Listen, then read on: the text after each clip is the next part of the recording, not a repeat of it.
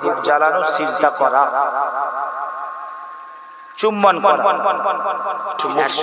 তারা কিতাবে লিখেছেন কবরে চাদর দেওয়া, ফুল দেওয়া, আগরবাতি ধূপ জ্বালানো এটা জায়েজ আছে। জোরে বলবেন না সুবহানাল্লাহ। কেন আমি প্রথমেই বলেছি সহ্য করতে পারবেন তো। এখন এখানে লেখা হয়েছে যে ফুরফুরার মুজাদ্দিদুজ জামানের রাহমাতুল্লাহি আলাইহি ওনার ওসিয়তনামা পাওয়া যায় যে আমার ওসিয়তনামার বাইরে যদি দূরে থাকবে, যেমন মাজারে চাদর চড়ানো, ফুল সিন্নি চড়ানো, আগরবাতি ধূপ জ্বালানো, সিজদা করা, চুম্বন করা, এগুলো করা ঠিক না, যে করে তার থেকে দূরে থাকা ভালো। কোনটা একটু বলবেন দয়া করে। হকটা বলবো না, চলে যাবো। জোরে বলেন কোনটা করবো? তাহলে এত আস্তে কেন? জোরে বলেন। হক বলবো তো, সহ্য করতে পারবেন তো? যে সহ্য করতে পারবেন ঠিক করে না। হক বলবো, শোনেন।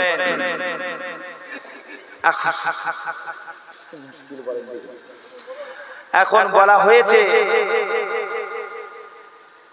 মাজারে চাদর চড়ানো, ফুল সিন্নি দেয়া, আগরবাতি ধূপ জ্বালানো, সিজদা করা, চুম্বন করা একসঙ্গে এত জোরে দিয়েছে। জিয়ারত করো, তবে জিয়ারতের নিয়ম আছে।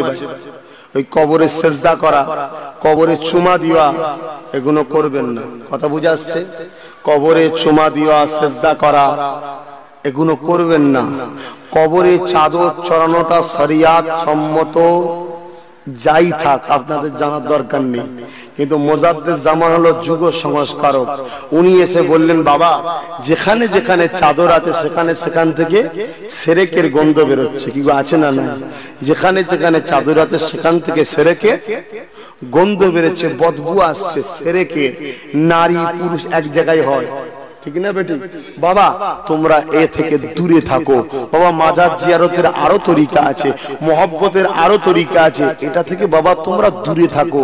আর আবু বকরকে তো সংস্কারক করে পাঠিয়েছে।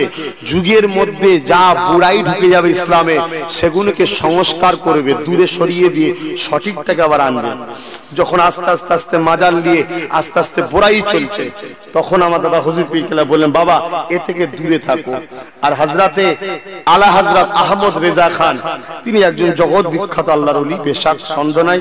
কারণ আমার পীর তিনাকে ওলি বলে মেনেছে, আমি তিনাকে ওলি বলে মানি। কে মানছে না মানছে আমার দেখার দরকার নেই। কথা বুঝে আসছে? আমার পীর মেনেছে। আল্লামা রুহুল আমিন সাহেব কিতাবে লিখেছে উনি একজন মুহাক্কিক আলেম এবং আল্লাহর ওলি ছিলেন। আর ওই কিতাবে দাদা হুজুর পীর কেবলা সই করেছেন। কথা বুঝছেন না? বোঝেন না?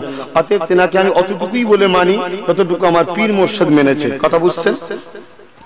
এখন আলা হযরতের নাম করে একদল বেদাতি বেরিয়েছে, যারা বলে আমরা বেরেলি, কিন্তু হাকিকাতে তারা বেদাতি, বেরেলি নয়, বেদাতি, তারা ফকিরি মত।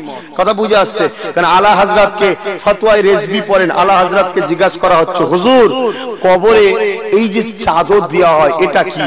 আলা হযরত বললেন, বাবা কবরে চাদর দিয়া একটা শর্তে জায়েজ। কি শর্ত হুজুর?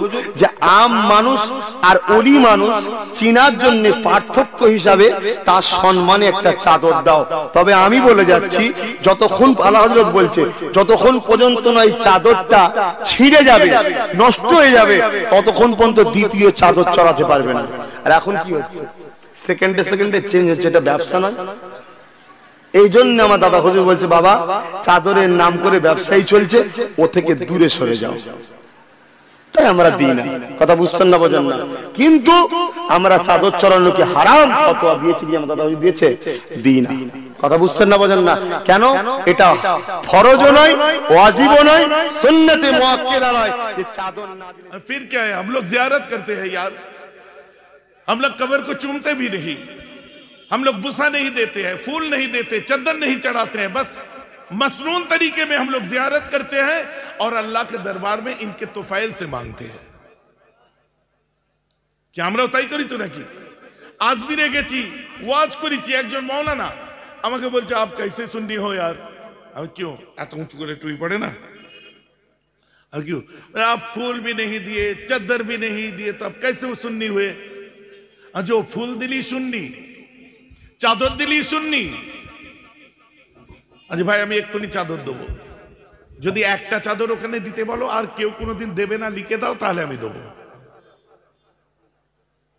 সেটা তুমি হাদিস থেকে প্রমাণ করতে পারবে। প্রত্যেকে আসবে একটা করে চাদর চড়াবে, কি গো কথা বুঝতে পারছেন? এই জন্য আমার মুজাদ্দিদে জামান ওটাকে দিতে বারণ করেছে, কারণ তুমি চাদর চড়াতে গেলে একটা চাদর ডেলি কত চাদর, কমসে কম 5000 লোক চাদর দেয় ডেলি। আমি আচ্ছা ডেলি 5000 মানে মাসে 1.5 লক্ষ, আর বছরে 12 লাখ, আর ওদিকে 6 লাখ, 18 লক্ষ।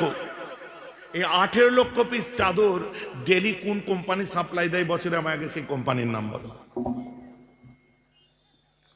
नहीं यार, नया चादर का थोड़ी ना मसला होता है। यार কি হচ্ছে, এক চাদর 14 বার করে বেচে ধান্দাবাজি। বলছে ফুল কেন দিচ্ছ না, আমি কেন দেবো? হাদিস পাক শোনাচ্ছি, ইসাব্বিহু লাহু মা ফিস সামাওয়াতি ওয়া মা ফিল আরদি, আল্লাহ জমিন আসমানে যা কিছু আছে সব আল্লাহর তাসবিহ পড়ে। আপনার ফুলটা কাঁচা জিনিস, ও তাসবিহ পড়ছে, তো ওটা দিলে তো তোমার সুবিধা হবে। উনি তো কবরে, আল্লাহ রসুলের জামানায় দুটো কবরের পাশ দিয়ে যাচ্ছিলেন, কবরে আযাব হচ্ছিল। ওই সময় একজন চগলখড়ি করতো, আর একজন গরু ছাগল মোষ সবাই সামনে কাপড় তুলে পেশাব করতো। আপনাদেরকেও বলি, যখন পেশাব করবেন সামনের দিকে মুরগি ছাগল গরু যেন না থাকে। কেন তার আযাব হচ্ছিল? যে ও গরু ছাগলের সামনে সতর দিকে পেশাব করতো। মা বোনেরা তোমাদেরও বলি, হাঁস মুরগি সব চড়বে, গরু ছাগল থাকবে, তোমাদের সাবধানে ঘেরা জায়গায় পর্দার সাথে করতে হবে। ওই জন্য কবরে আযাব হচ্ছে। আল্লাহ রাসূল বললেন দুটো খেজুরের ডাল নিয়ে আসো, দুটো কবরে পুঁতে দিলেন, কবরের আযাব ঠান্ডা হলো। বলুন না সুবহানাল্লাহ। তখন ও বলছে আযাব ঠান্ডা হলো তো? আমি বেআক্কেল কোথাকারে, আমি কলকাতা থেকে এখানে খাজা বাবার কবরের আগুন ঠান্ডা করতে এসেছি? যে আমি ফুল দিলে তার কবরের আগুন ঠান্ডা হবে? বেয়াদব। বুঝতে পারছেন আমার কথা? কেউ লন্ডন, জাপান, জার্মান থেকে, দিল্লি, বোম্বে, ওয়েস্ট বেঙ্গল, উড়িষ্যা, বিহার, তামিলনাড়ু, কর্ণাটকা, খাজা বাবার দরবারে যারা আসছে ফুল দিয়ে খাজা বাবাকে আরাম দিতে এসছে, পাগল। ওনার যদি কবরে আযাবই হয় আর আমার ফুল দিলে যদি উনি শান্তি পায়, তো আমি অত দূর থেকে একটা গুনাহগারের কবরে আসবো কি করতে? যুক্তি কি বলে? শোনো, তোমার আকীদা আর আমার আকীদায় তফাৎ, যে আল্লাহ রাব্বুল আলামিন এদের মনটাকে তাকওয়ার জন্য নির্বাচিত করেছে। এরা মাকবুল বান্দা, এরা মাহবুব বান্দা। খাজা গরিব নওয়াজের দরবারেতে আল্লাহর দরবার থেকে রহমত নাযিল হয়, তাই আমি এসেছি। বলুন সুবহানাল্লাহ। আমাদের বিরুদ্ধে তাই আজ পর্যন্ত আহমাদুহু ওয়া নুসাল্লি আলা রাসূলিহিল কারীম, আম্মা বাদ। সম্মানিত সুধী, আমি একটা বিষয় আলোচনা করব, তার আগে কিছু কথা বলবো। প্রথম কথা হচ্ছে, যেনারা আউলিয়া কেরামের মাজারের উপরে চাদর বা ফুল ইত্যাদি দেন, তাদের আমার প্রশ্ন এটাই যে নবী করিম সাল্লাল্লাহু আলাইহি ওয়াসাল্লাম কি বলেছেন চাদর দিতে কবরের উপরে বা ফুল দিতে? 2 নম্বর কথা হচ্ছে, নবী করিম সাল্লাল্লাহু আলাইহি ওয়াসাল্লাম কোনো সাহাবা কি কোনো সাহাবার উপরে, মাজারের উপরে, কবরের উপরে ফুল বা চাদর দিয়েছেন? 3 নম্বর কথা হচ্ছে, শুধু একটা হাদিসই ইস্তেদলাল করা হয়, দলিল দেওয়া হয়, সেটা হচ্ছে ওই নামিমা আর পেশাবের বিষয়ে যেই কবর হচ্ছিল, কবরে যে আযাবটা হচ্ছিল, নবী করিম সাল্লাল্লাহু আলাইহি ওয়াসাল্লাম যাচ্ছিলেন, আযাব হচ্ছিল, উনি ওহী দ্বারা বুঝতে পারেন, তো উনি ওই ডালে পুঁতেছিলেন। তাছাড়া এমন কোনো হাদিস নেই চাদর, ফুল ইত্যাদি। এই হাদিসটার সঠিক দলিল বা ইস্তেদলাল হচ্ছে এটাই, নবী করিম সাল্লাল্লাহু আলাইহি সাল্লামকে ওহী দ্বারা জানানো হয়েছে, 1। 2 নম্বর কথা হচ্ছে, ওনার দস্তে মোবারকে কবর আযাবটা হালকা করে দেওয়া হয়েছে। তাহলে সাধারণ মানুষের তো ওহীও হয় না, জানতেও পারে না। আর কেউ যদি মনে করে যে আমি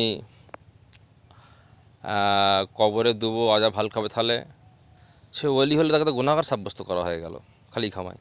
হয়তো গুনাহর আযাব হচ্ছে না, অথচ তাকে গুনার তাকে ভাগিদার করা হচ্ছে, তার বেইজ্জতি বেহুরমতি করা হলো।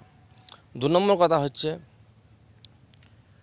আমরা আজ সঙ্গে সঙ্গে ফুল ইত্যাদি বা দিই জানাত বা ওই খেজুরের পাতা ইত্যাদি দিই। নবী সাল্লাম বুঝার পরে দিয়েছিলেন এবং সঙ্গে সঙ্গে দানি পরে দিয়েছিলেন, আর আমরা তো এখন দিই, সে জায়গার দিকে আমি যাচ্ছি না। তাহলে মূল বক্তব্য হচ্ছে এটাই যে পৃথিবীতে ওলামারা সব আছেন, একটা হাদিস থেকে দলিল দেন, তাছাড়া কোনো দলিল নেই। তো আমি কিছু ফতোয়া হাদিস দলিল ইত্যাদি পেশ করব, আর বেশি কিছু বলার নেই। আর যারা এই আলোচনাটা শুধু ওলামাদের জন্যে, যারা ইলম বোঝেন, এটা ইলমি আলোচনা, মূর্খ বা জাহিলদের জন্য এই আলোচনাটা না, তাদের জন্য না। আর বাজে মন্তব্য কেউ করবেন না, আর নিজেকে প্রশ্ন করবেন, আশা করি নিজে উত্তর পেয়ে যাবেন। उसकी असल हदीस इतनी साबित है कि होती है कि रसूल सल्लल्लाहु अलैहि वसल्लम दो कब्र के पास गुजरे, आप बजा वही मालूम है कि वो दोनों बस जिन दोनों कब्र वाले का अजाब दिया जाए, तो आप रखते नहीं तोड़ी उसे बीच के चेयर का, तो इससे कि एक हिस्से कब्र पर गाड़ दिया और दूसरा हिस्सा दूसरी कब्र पर गाड़ दिया, और यूँ इरशाद फरमाया जब तक ये दोनों टहनियाँ हरी रंग रहेगी उन दोनों के अजाब में तकलीफ होगी। हदीस जो वाक़या गुजरा यानी अजाब दिया जाना, टहनी गाड़ना, ये सब बजीरा वही आपको मालूम है, हमारे पास वही नहीं आई। फिर अजाब में तकलीफ की वजह से वाला ने लिखी है कि सल्लाम की दस्ते मुबारक की खुशी से ऐसा हुआ है, हुक्म पूरी उम्मत के लिए नहीं है, क्योंकि आम सहाबा के उस पर मानना है कि अगर एक हुक्म तशरीह होता तो तमाम सहाबा कराम उस पर अमल करते। जो अक़वाल आपने कल फरमाया और मर्जी कौल है, हमारा हनफ के यहाँ उस पर तो नहीं दिया था। यानी कब्र पर फूल डालना,